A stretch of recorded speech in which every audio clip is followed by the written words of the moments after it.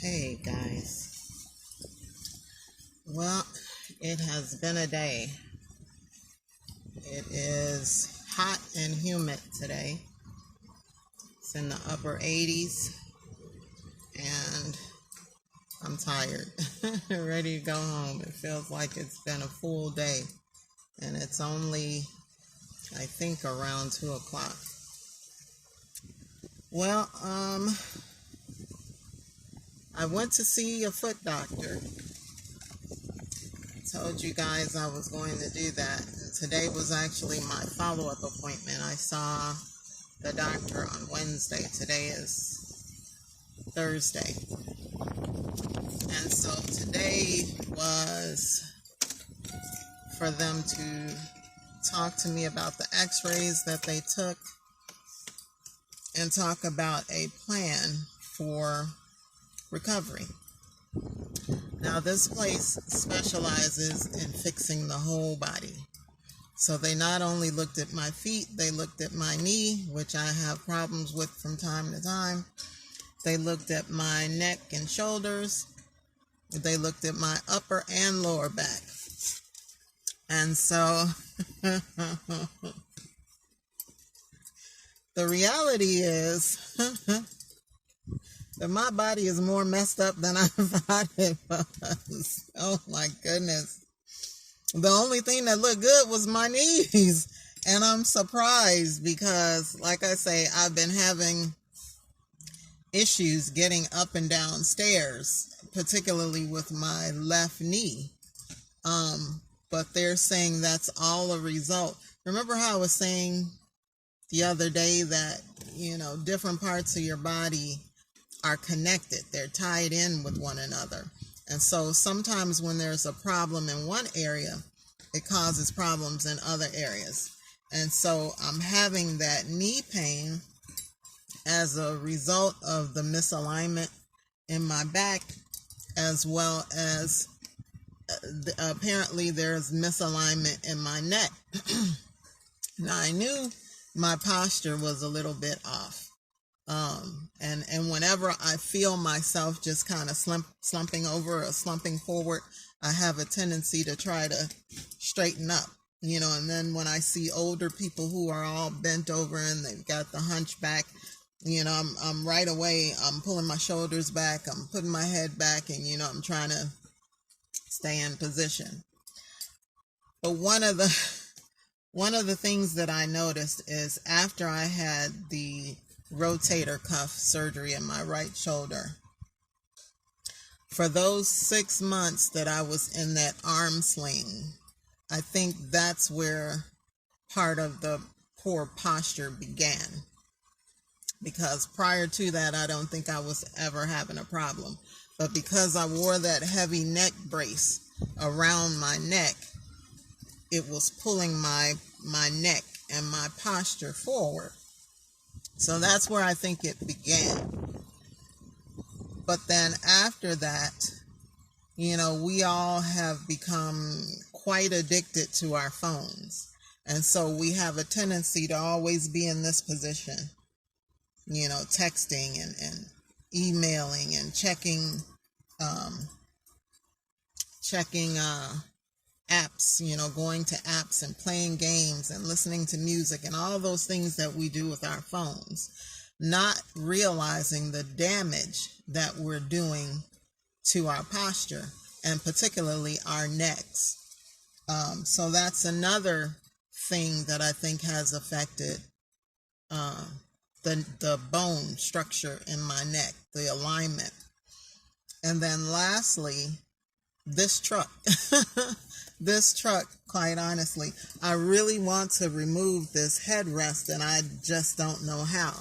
This one comes out easy. This one seems to be stuck in here and not going anywhere. And because I so often wear my hair up, like in a ponytail or pent up this way, I can't put my head all the way back without bumping into this headrest. And because the headrest is already in a forward position, I can't move it backwards to give me more head space to push my head back.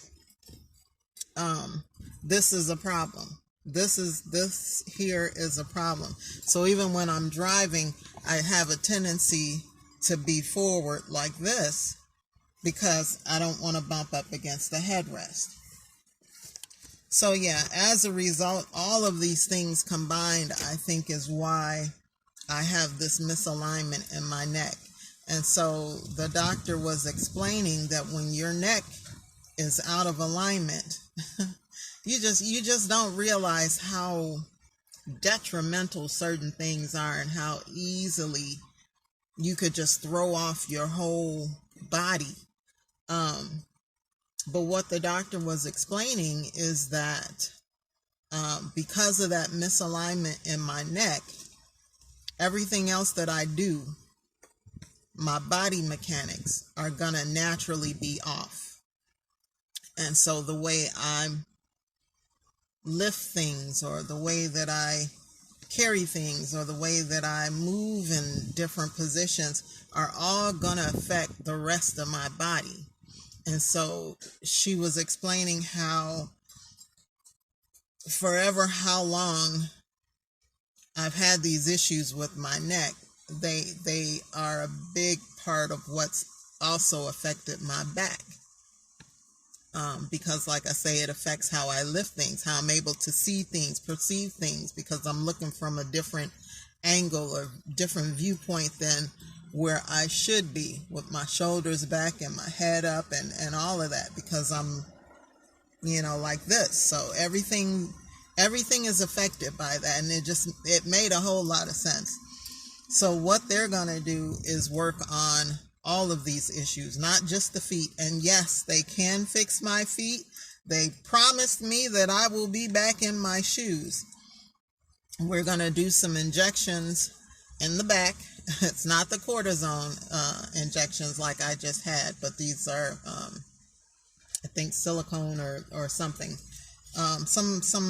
She explained it to me. I can't remember what it was, but we're going to do injections in my feet, in my knee, in my neck, and in my back.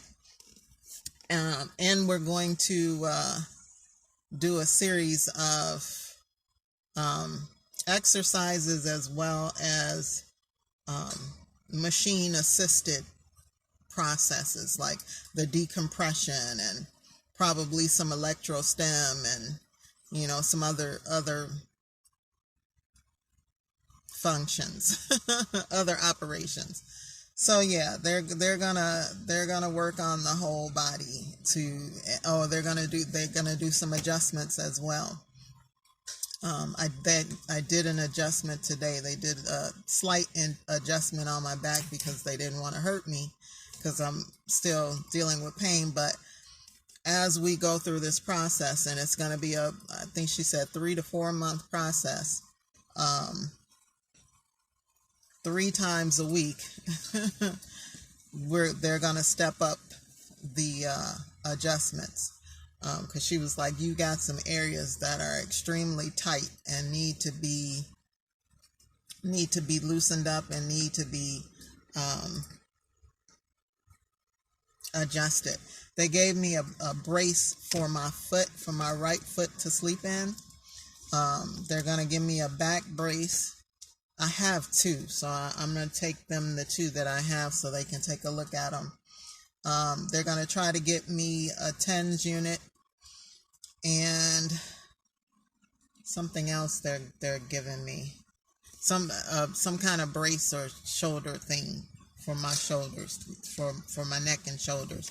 I don't have to wear it all the time, but for a few hours a day, I have to wear this to help correct all of that. So yeah, it was very informative. When I looked at those x-rays, it made a whole lot of sense. And I've seen x-rays before of my back. But when she showed me the knees and she showed me the neck and the shoulders, I was shocked. And I was like, that's why, because I've had neck and shoulder pain before. And that explains it. Why on occasion I have this like ongoing neck and shoulder pain. And it doesn't last as long as the sciatica, but it'll stick around for a little while, for at least a couple of weeks before it goes away.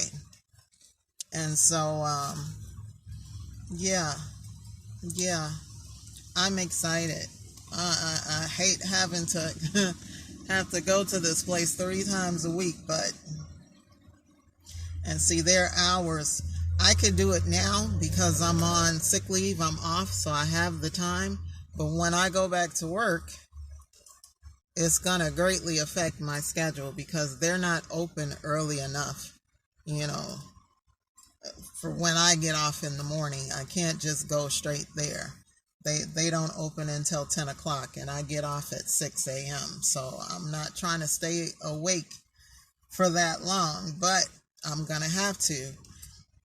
Or I can go in the evening. They close at 7. I usually leave my house at about 7:50, I think, to head to work, which means I'm going to have to get up earlier to go and do these sessions. And she said it's generally about an hour. So, and then that's going to leave me a big gap of time between 7 and 8 to do what? I don't know. I don't want to go sit in my job's parking lot for that long. So we're going to have to figure out. I'm probably going to have to go in the mornings. Gonna have to stay up and go in the mornings and then get home and get some sleep. Because I don't think going in at 6 is going to, I don't think that's going to be a good move. But anyway, we'll figure that out when we get to that bridge. I'm happy about the results of the appointment. And I'm happy that they can fix my feet. That's ultimately what this was about, was to go address these feet issues because, like I said, I refuse to give up my shoes. I refuse to get rid of my shoes and my shoe wardrobe. That's an absolute impossibility. We're not doing that. We ain't doing that. We are not. And I mean not doing that. So we were going to find a solution. If I had to make up my own, we were going to find a solution to this here problem. Because, yeah. So, yeah, guys, I had to run out and do some more errands as usual. I'm always in these doggone streets. For somebody who's supposed to be on sick leave, I spend more time in these streets running errands, paying bills, and doing whatever else. And I still have not received this short-term disability. So this is 2 months now, and these people are still playing games. They, first they claim they don't have the paperwork from my doctors. Then they claim they do have the paperwork. Then they claim again they don't have the paperwork, and now they're requesting more paperwork, more additional information. I'm like, you know what? You people just don't make any kind of sense. But yeah, so in the meantime and in between time, I'm running around like a chicken with its head cut off, trying to do more stuff than I need to be doing. I'm supposed to be healing. I'm supposed to be at home relaxing. Or something other than what I'm doing. So it is what it is.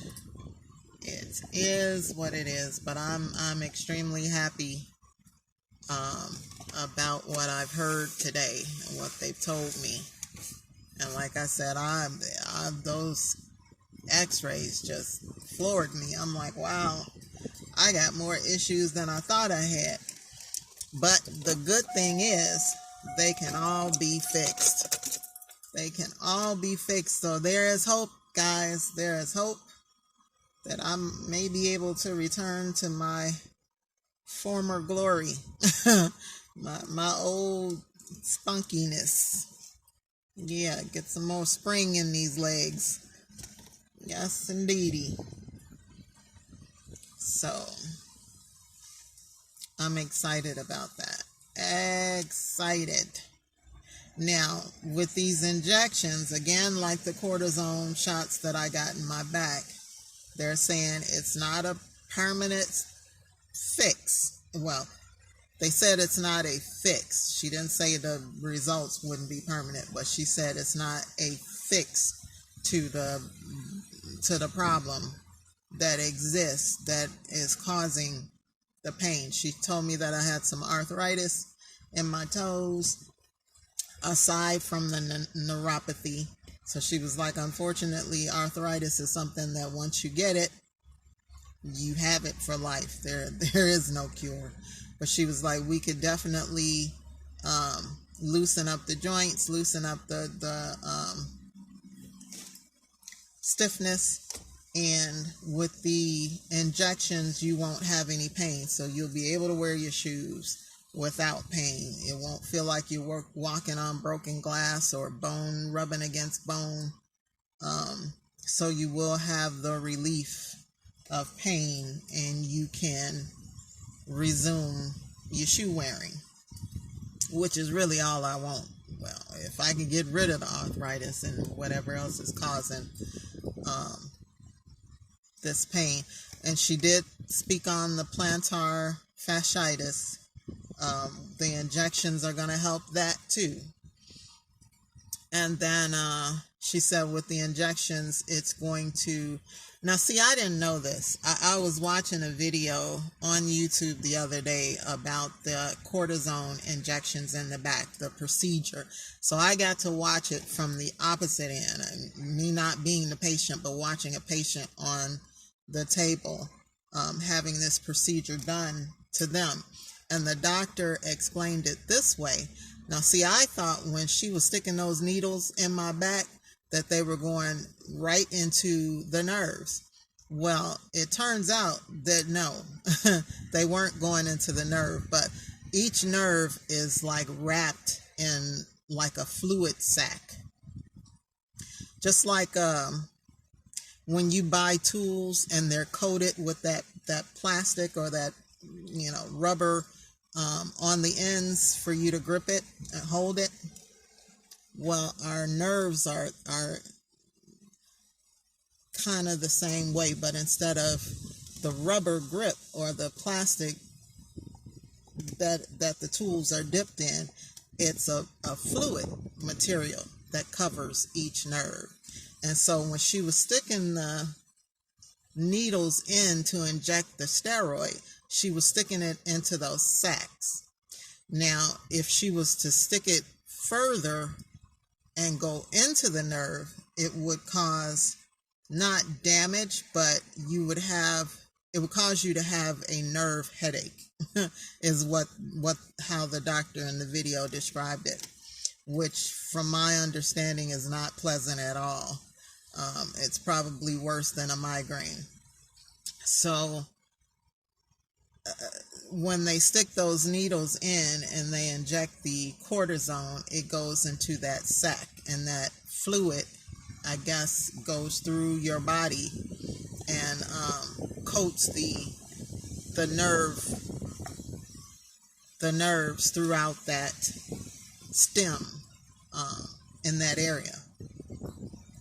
And so they're able to target specific nerves, and they're able to do a general, because like I said, the sciatic nerve extends all the way down the back, the buttock, the leg, and the foot. So they can do the injection where it hits that whole system, or they could target specific nerves. So, yeah. Yes, indeed. So when she did mine, I think she targeted that whole system, lumbar system of sciatic nerves. Yeah, so this procedure that they're talking about with the injections, like I said, I don't think it's steroids. It may be. I think there's an option of steroid or silicone, or it's some other kind of medicine that they inject into you. But when she talked about the plantar fasciitis in my feet, she said that they can inject my feet in the plantar fasciitis, however you say it, and it will coat that whole area. And she was like, the heel and the pad of the foot near the toes, she was like, when you walk, it may feel like you're walking on a cushion, like, because you got the solution inside of your foot. So, sorry guys, the phone cut off because I ran out of storage space. I have too many things saved on my phone. Didn't realize it. So I've put up this little pictorial of what I had on that day, just to fill the space and to properly close the video. I did want to add before I go one more thing regarding why I believe that my neck is out of alignment. One of the 4 reasons instead of 3 is I believe that as a woman, and particularly a woman with larger breast, I have a tendency to want to hide them at times. Not that I'm ashamed of having large breasts, but you know, in this world that we live in, I just don't want the unwanted attention, which they tend to sometimes attract. I don't want that type of attention. So I find myself very often, instead of having my shoulders back and my chest out, which is how you're supposed to walk and present yourself, I have a tendency to kind of bring my breast down and kind of hunch over a little bit, as if to try to disguise them. So yeah, that's another reason why I personally believe that my back as well as my neck and shoulders have had issues for years. Is that I know I do this for a fact. I know I do this because, like I said, I don't want that type of attention. So as a protection mechanism, I guess, I do that. I do it very often. Instead of walking up straight, walking, you know, like we normally should with your shoulders back and your chest out, I have a tendency to want to try to hide that. And I know I'm not the only woman who probably does this. So I'm sharing this information so that it may help somebody else. So that other women who are having the same type of feelings, you know, not wanting the attention, wanting to hide their larger breast or chest or whatever, just know that in doing that, we could be causing some serious damage to our bodies as a result. Yeah, guys. All right, so I'm going to wrap up this video. I will see you guys in the next one. Take care, be blessed, stay well, and I'll see you soon. Bye-bye.